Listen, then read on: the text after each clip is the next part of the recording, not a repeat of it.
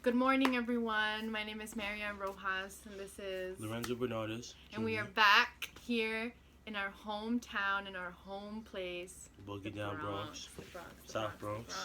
We're going to be talking about how we change our story, living through generational trauma, through resilience, through hope, and whose stories are we choosing to live, right? And what systems are influencing those stories, okay? Absolutely. I was going to ask Mariana, not really a question, but more so talk about something that, as we're in Black History Month, and I was teaching Black History Month in the after school. Kids just think Black History Month is all about slavery, but it's also about celebrating the triumphs, the inventions, all the beautiful things that the Black culture has brought, from dance to music, open heart surgery. So it's like that's another narrative that we're trying to get a hold of and control, because it's not just about one thing. So as you said, it's about who's giving the information. So for me, all the slave movies you see or all the stories you read, it's all about them telling them not to teach the Negroes how to read. Yes. So if you oppress their knowledge and what they know, then they're not going to become much. Yeah. All they're going to think about is being a servant and working and being a slave. Saying and yes. Saying yes. Being everything. yes man.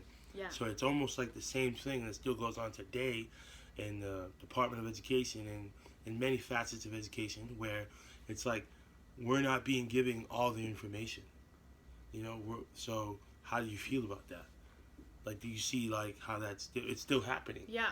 So actually, I love this question because it brings me back to my purpose and what I've chosen to be my mission in life, which is to heal communities and to heal with communities through literacy, right? And this goes back, way back, to my personal story, through homelessness, through abandonment issues, through rejection, through neglect.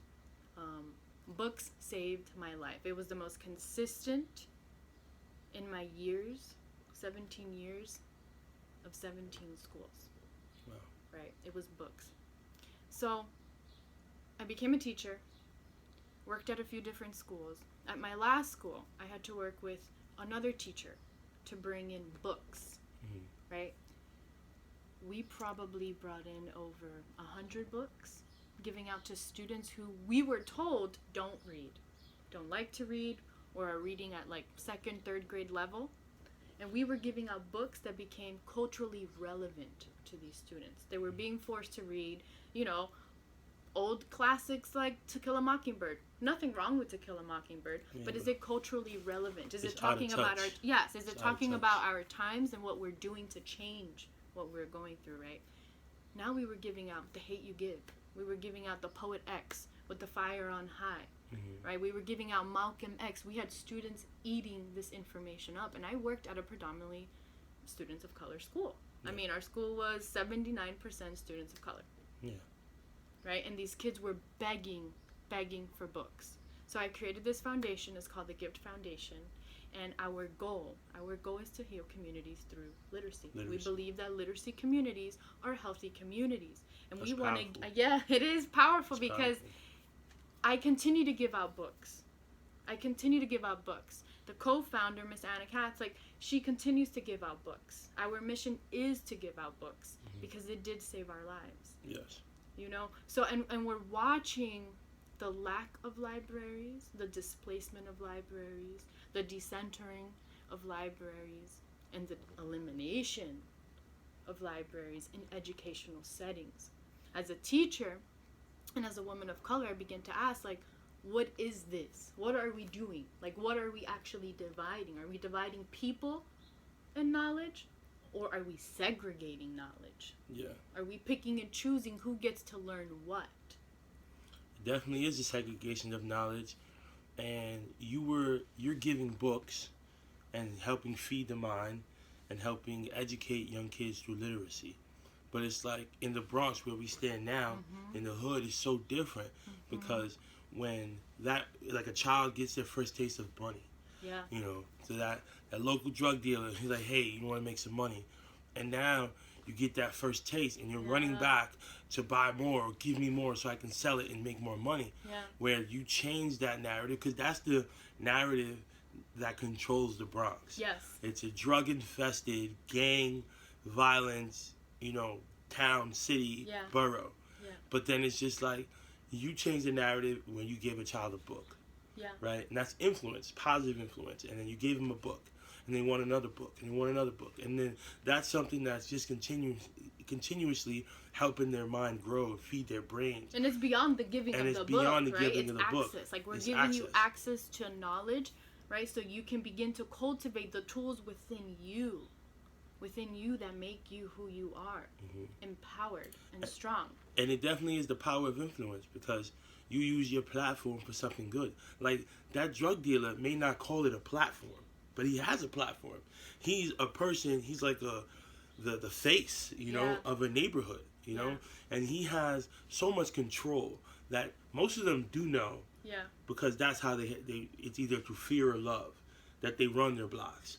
But then imagine that drug dealer told you to go to school and read a book and do this and do that, which there are some who have. Yeah. But the majority from the movies and the negative stigmas is everyone has a bad taste in their mouth when it comes to the Bronx. But that's just because of the power of influence. Or if we had more Marianas and Lorenzos, and that's what we're trying to change this whole story. So how do we do that? How do we start cultivating more communities through love versus fear? I love what you had to say. Like, we're running blocks, we're running hoods, right? Either through fear or through love. I mean, that resonates with me. That truly does. I mean, I've lived in mostly all of the boroughs in New York, and it was all through fear. Like, we either arrived there from running, escaping, because it was the only place we could go, right? So I was dealing with this like immobile oppression, like economic immobile oppression, right? So how do we begin to think about, or not just think about, but how do we begin to implement strategies and communities to run on love? I think it's us just trying to infiltrate our own systems. Like, we're surrounded by so many systems that are pipelines, and it's almost like we said in the last episode, or the last video we recorded, like, schools don't look like these friendly places. Yeah. You see these big schools, they almost look like jails, with the metal railings. And the kids know it too. And the kids know it too. So it's just like, if you go to Rikers, it looks the exact same, there's no, it's not a friendly, welcoming, healthy learning, come learn here, and come flourish here. And I think dynamic environment. The dynamic is not very healthy or conducive to a learning environment. So we need to, like, for right now, using our platforms, having people speak up, not being afraid to not be cool. Like, I was telling my mom the other day, like, if I was, as a baseball coach, right, I have a lot of clients, but I feel like if I was a liar, I'd have so many more. Because I'd tell a kid, hey, you're going to be excellent, you're going to do all this, but for me, that's the truth, but it's not the full truth. Like, all right, you want to do this, and I tell you straight up, I'm going to train you this many times a week, and we need to do this. And when you tell people about that process part, they either are for it or they bail. Yeah. And most kids, they're going to go to someone who's going to tell them what they want to hear. The work. And when I tell you about the process, now you want to bail. Now you want to jump ship. So for us, it's not being, the first, you got to knock out fear. Not being afraid, to go against the status quo. And to be able to stand up for our own community. Because that's the thing. When people are out of touch, and I know you working in Salt Lake City, you're working with a lot of people who are way out of touch, who are in their own world, and are speaking of our world as if they lived it. So those who live here in the Bronx, stand up for it, defend it, and let's get back what's ours, but let's change the narrative and control our own story. We're not this drug-infested gangster violence borough. There's so much beauty and excellence that comes from right here that we need to put out there and put our foot on it, and not be afraid to what backlash. We have to start stripping these ideologies that have, like, hugged us so tight that we don't know how to let go of them, Mm-hmm. right? That we are beginning to attach our own stories Mm-hmm. to the stories being said, right? So how do we tell the difference? Like, how do we tell the difference between this is my story and that's their story? How do we tell that difference? That all boils down.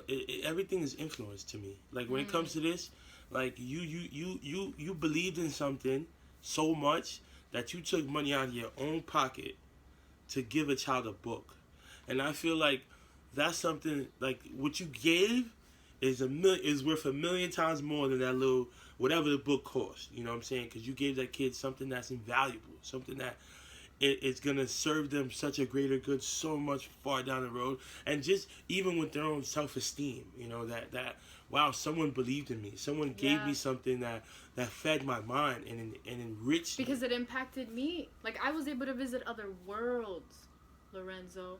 Like, there were times where I was sitting in my own home, like, or on a couch somewhere, and I didn't want to be there. I just opened a book and I went somewhere else. Mm-hmm. It gave me so many more possibilities. It opened the avenues of my imagination that there were times in my life where I went mute. Like, I didn't need to talk. Yeah. Because I heard and I read all of these words, and my environments didn't align with the words that I was learning. Right? So I was navigating those worlds. It was really hard. It was really hard when I was growing up. It's introduction. I feel like when someone introduces you to something, Yeah. like you were introduced to literacy. Yeah. So you ran with the literacy. Yeah, I had And an you- English and- teacher yeah, who and gave me you- a journal every day. Okay then, so you had an English teacher and these kids have drug dealers. So you know what I'm saying? Yeah. So that's what you were introduced to and this is what they were introduced to. And sometimes like it's just that power of influence and someone like almost like infiltrating and controlling your thoughts. Like this is good for you. Yeah. And someone told you literacy was good for you. Yeah. And in the long run, it was like they were right. You know, I wish everybody had that English teacher. I wish people would stop being afraid to have impact, greater impact. Yeah. Because there are teachers who have platforms. We have hundreds of thousands of teachers Yeah. who have platforms. But not everybody steps up to that platform. Not everybody rises to the occasion and knows, like, I have the power to influence this child to become greater. The passion, yeah. The passion And that's being led by passion. So we could go into, you know, I mean, teachers should be the highest paid, you know? Like, you have so much to do and so much to worry about. And it's like, to berate a teacher in such a, you know, you have to do all of these things, you know, but yet, you know, I need you to teach this curriculum. I need you to make a lesson plan. I need you to, you know, to do all of these things. All and the it's layers. like, all the layers behind it. And it's like, I still have, you know, you got a family of your own. Yeah. You got to pay rent. You're still living. Yeah. But, like, within 9 to 5, for 180, 185 days a year, your job is to teach, you know. And I feel like that should be held to a much higher standard, you know, because Could that be a reflection? Could that be a reflection of, like, where we at as a society right now? Like, can it tell us a story about where we add value in our lives versus the sections of our lives or in our society as a whole where we don't add value? Do we give enough value to education? We do not. Specifically education for students. We do not. The Bronx, communities. we give value to Michael Jordan. You know what I'm saying? We give value to Nike, Puma.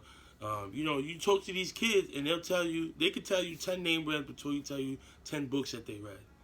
You know, so that's another story that we're tied to, where the Bronx, we want to be young and fly, you know, bad and bougie and all of those things, but we're not putting into the things that have value. But the thing is, they've been sold that Michael Jordan has value, even though on the other side of the world that shit has no value. You know what I'm saying? No one cares about that. You know, Warren Buffett doesn't wear Michael Jordan sneakers. Doesn't. Yeah. You know, he's one of the richest men in the world. Yeah, but you ask these people who Warren Buffett is, they wouldn't tell you. Yeah. You know?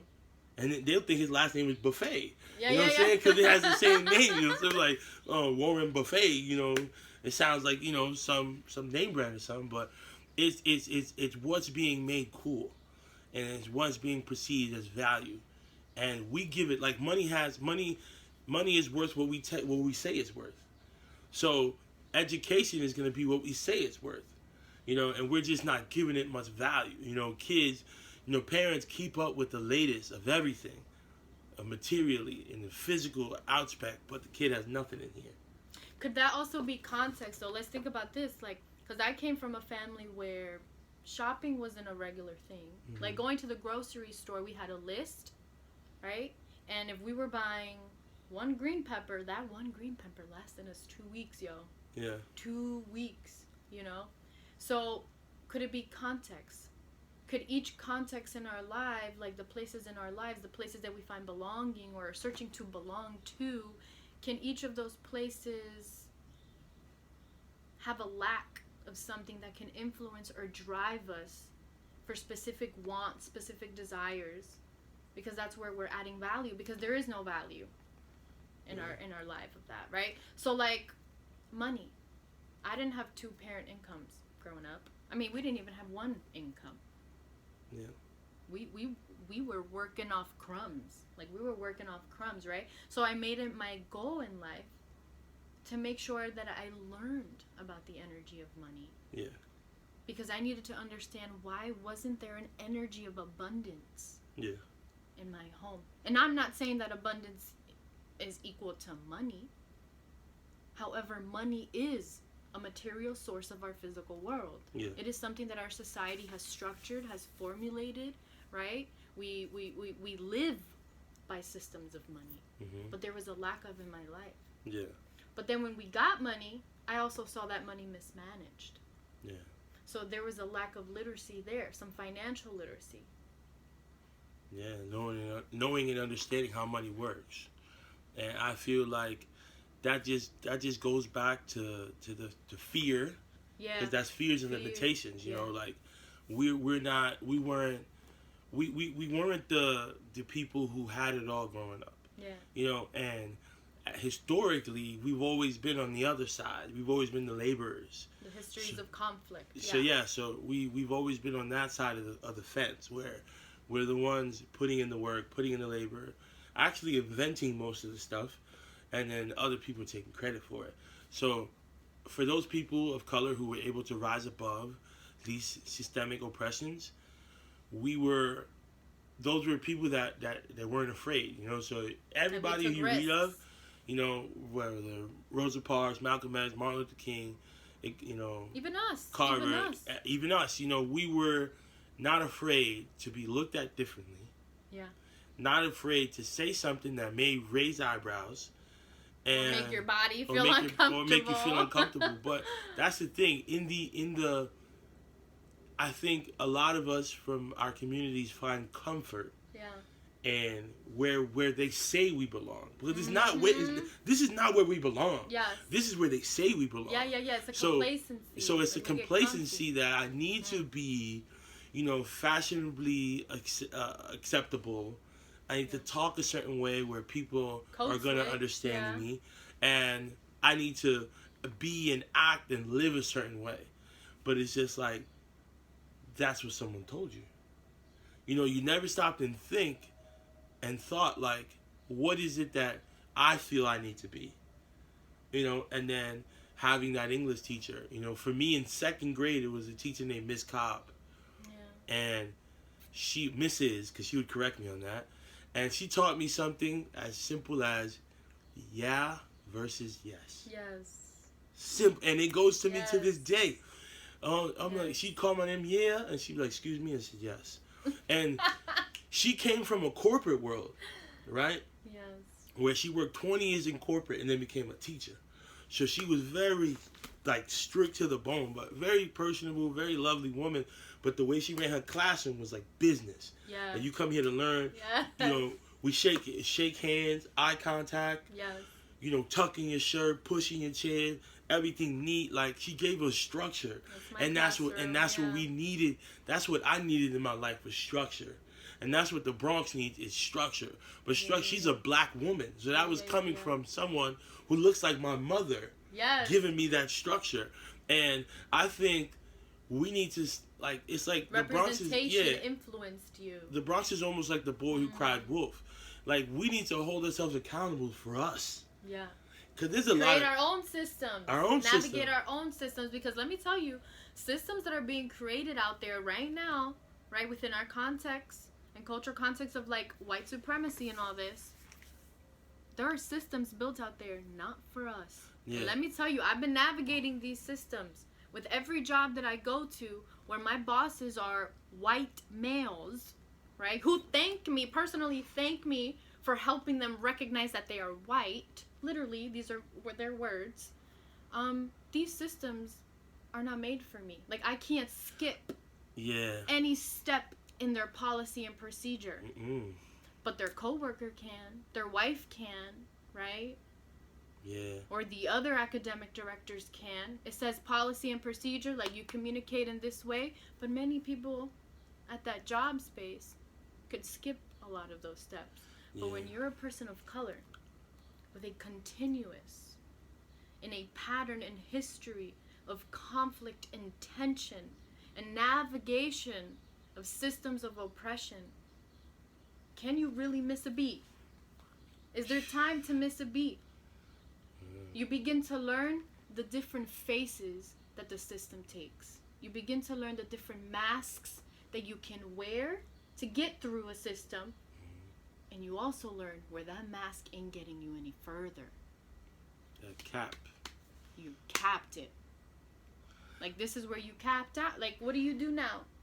There's things that a lot of my white colleagues, like white, female, amazing teacher colleagues, that they can say and do, and it won't have the same impact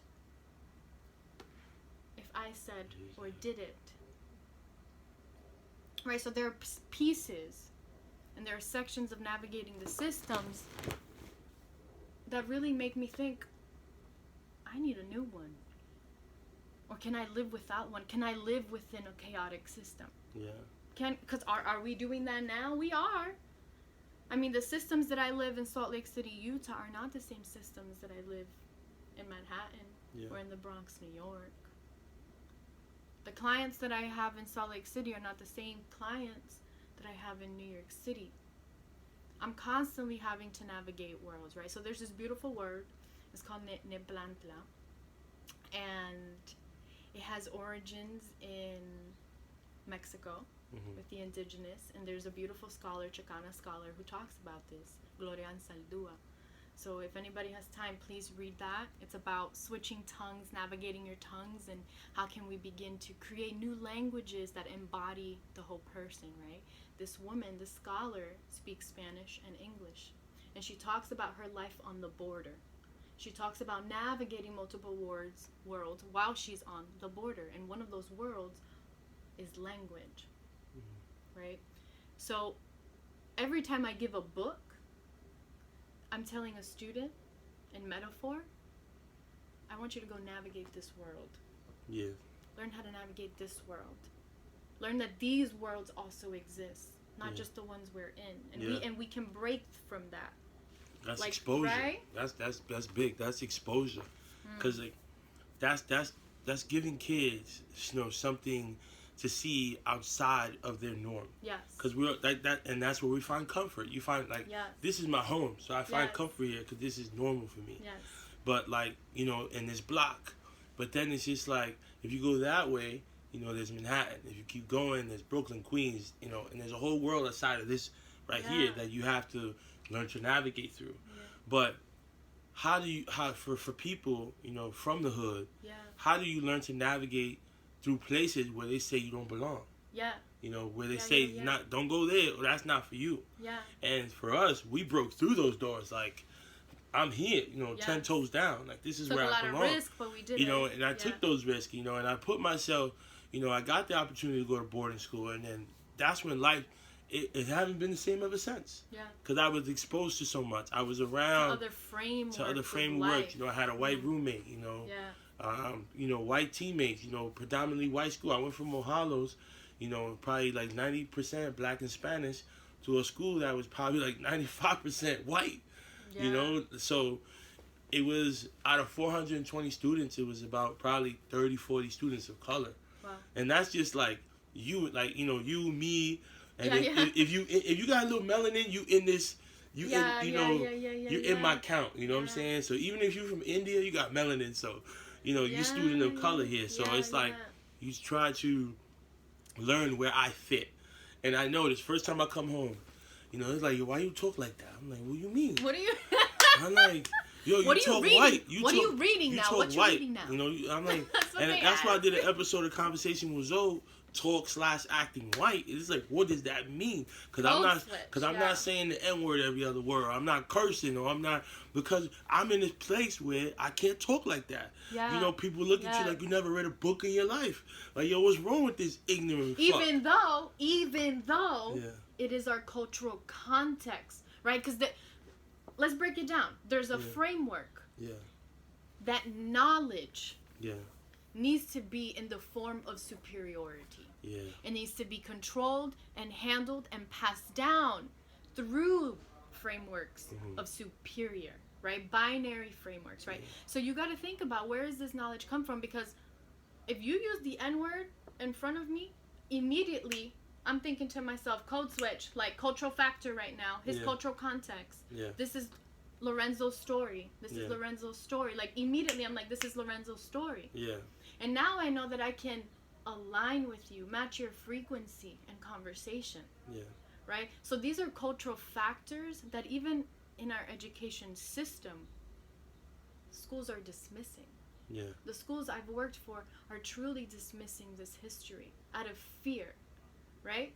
But who are the folks asking for that knowledge? Because we produce knowledge. The Bronx is a culturally production of knowledge. Yeah. There's a lot of cultures out here. People are speaking multiple languages. I'm hearing lots of tones. Yeah. There's a lot of knowledge here, but it's the belief. Can we believe that we're producing knowledge in real time?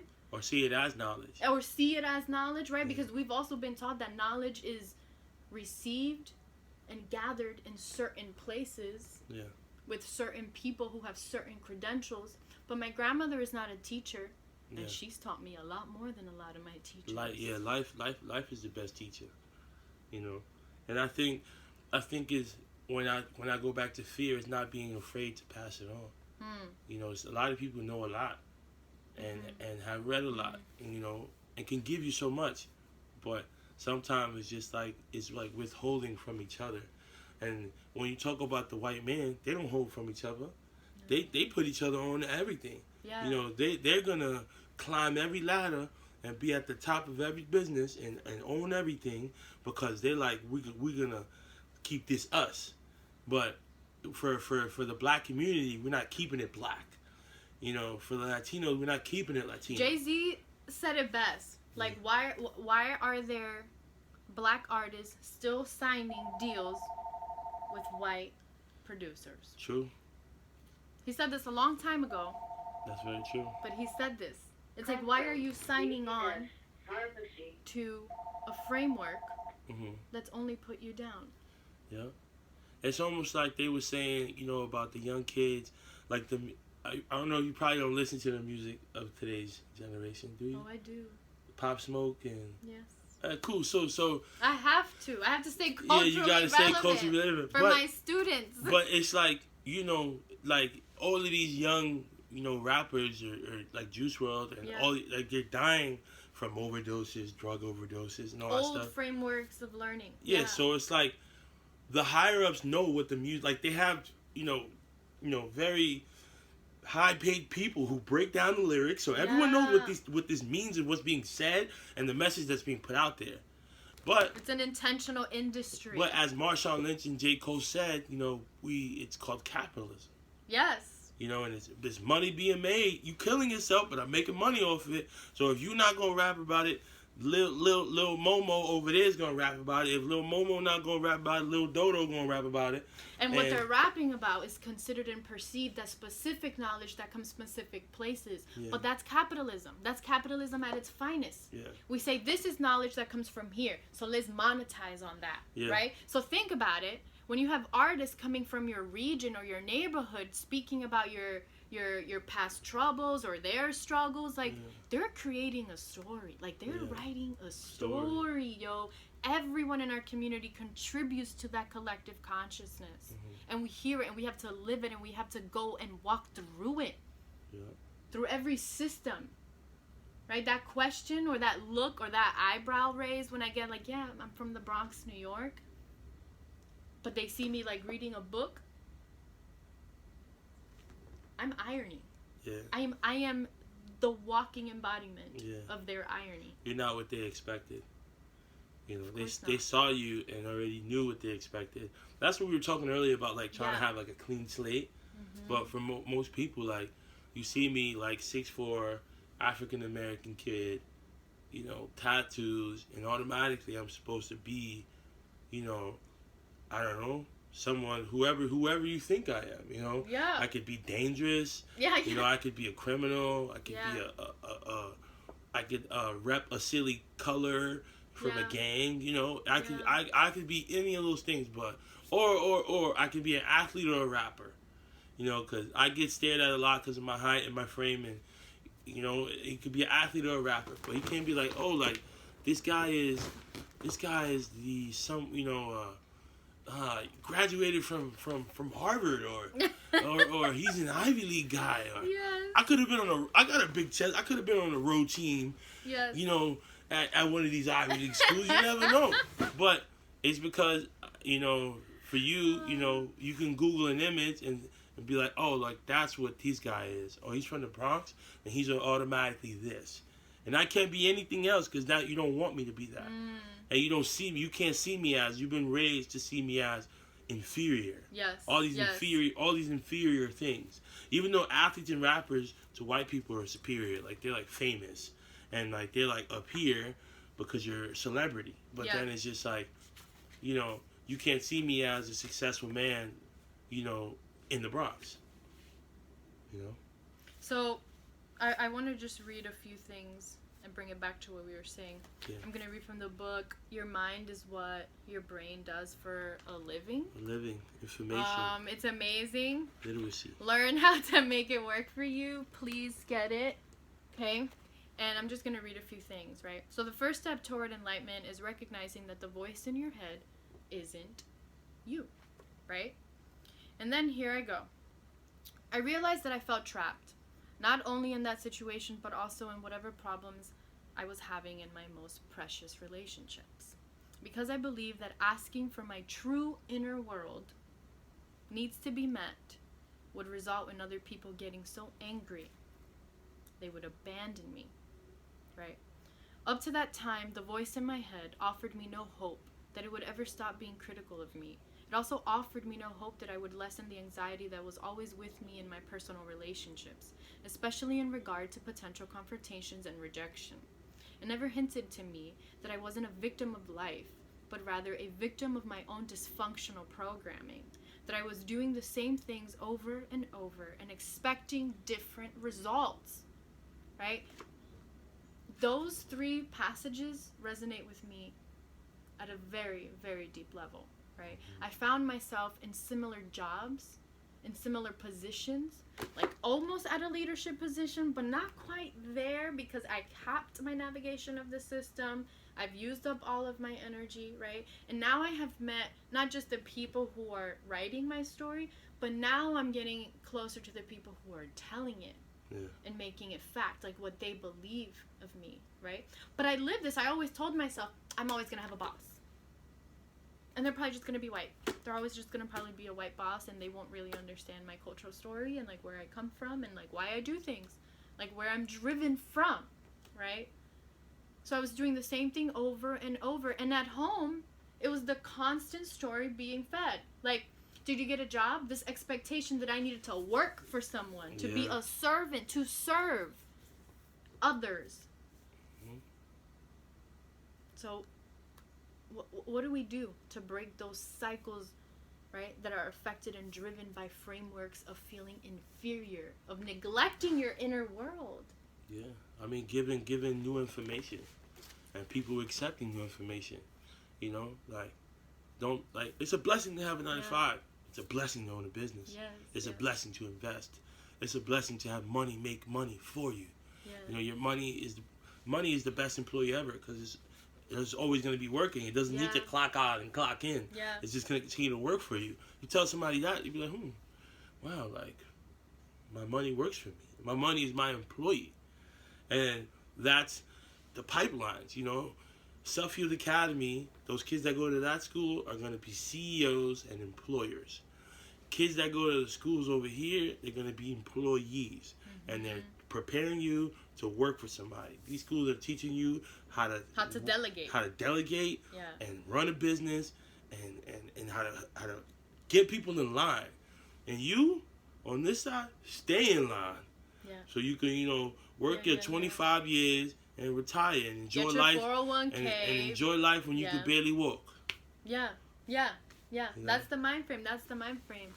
And it scares me that we're still feeding this story. Because we chose to do it differently. And we're doing it differently. And it works.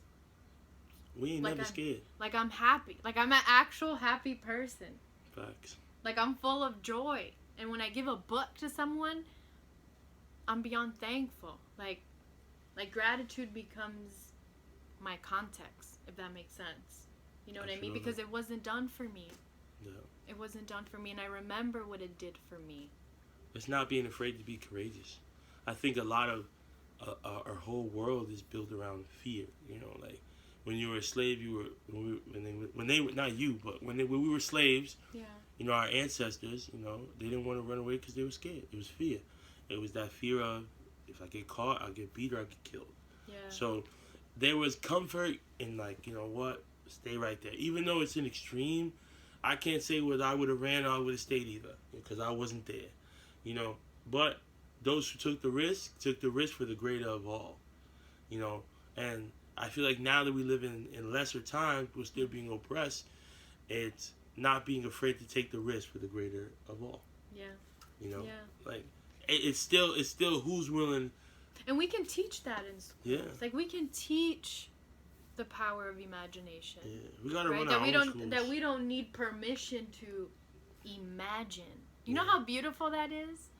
That you know that you have this power every day to think. Yeah. And to take yourself to other places. Now imagine if you took your physical form and took it to those places you imagine. Yeah. It's probably exactly how you not expect it to be. Yeah. Right? Because we continue to feed ourselves these stories. Yeah. Right? That are full of expectations, full of standards. Right? But what is our inner world? Who are we? I think it's we have to teach ourselves that it's not because they let me, it's because I let me. Yeah. You control you. You have a choice. You have a voice. It's all about what we choose to use it for. Because everything is a choice at the end of the day. You weren't like I understand some circumstances force your hand. Yeah. But eventually, you know, I feel like there's a light somewhere for everybody. It's understanding that choices have their natural consequences. Yes. And consequences are not always negative, right? Yeah. We have to reframe that and start believing that the choices that we make leave impacts. Yes. Right? And it helps us not just make moves for ourselves, but it's like a ripple effect. Like what we do because we love ourselves affects the people that we love. Yeah. The more I love myself and the more I practice self-love, I'm watching my family do the same. Yeah. Like, Maria, you did this. Let me try this. Try something good. It's been Like, positive. and this is changing the story without control. Yeah. It's the power of influence. It's taking action. It's implementing your changed behaviors and saying, I'm making habit of excellence. Amen. For me. I'm making habit of my true self. Amen. Right? Amen. Well, another deep one. Yes. You know, it's another deep one. Thank you guys for tuning in. We're going to be posting this shortly on all of our platforms. Use literacy to guide you. Try to seek the good things in life. We live in the age of information. Yeah. You know, where you have a choice, what you look up, what you want to know. And we're going towards, and not just going towards, but I think we're starting to believe that we produce knowledge. So it's not just an age of information and context, right? But it's an age of information within you.